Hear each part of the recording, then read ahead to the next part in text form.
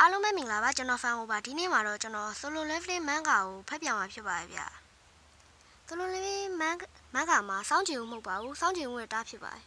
ကဲဗီဒီယိုလေးကိုစလိုက်ရအောင်ဒီအပိုင်းမှာတော့သူဟာလူပညာကျောင်းတက်ခွင့်ရလိုက်ပါတယ်အဲ့မှာပဲတူတကန်ချင်းနေနဲ့ဟားတိုက်နေပါတော့လေငါအမှုပညာကျောင်းတက်ခွင့်ရလိုက်တယ်ကွာအဲ့တူတကန်ချင်းတွေကိုပြောလိုက်ပါတယ်ဟာနောက်ဆုံးတော့ငါတို့ဒီငယ်ရကနေလွတ်ပြီပေါ့ကွာဂုံပါစုမင်းမအဲ့လိုအရေးချင်းမျိုးရှိရဆိုငါမသိခဲ့ပါလားဟေ့ကောင်မင်းဘွဲရတဲ့အထိတိတ်တိတ်ဆိတ်ဆိတ်နေပြီလို့မရဘူးလားရောက်လို့ထပ်စားလာပြီကွာအော်အဲ့လိုလားမင်းကြောင့်ဒီကျောင်းရဲ့အစည်းအဝေးတွေအလုံးပျက်စီးသွားပြီဆူအဲ့နဲ့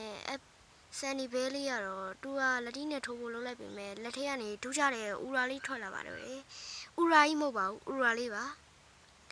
အဲ့နဲ့ဆူကိုလည်းစောက်ခွက်ကိုတစ်ချက်ကျွေးပေးလိုက်ပါတယ်ဒူးနဲ့ထပ်ပြီးကျွေးပေးရဲ့အချိန်မှာတော့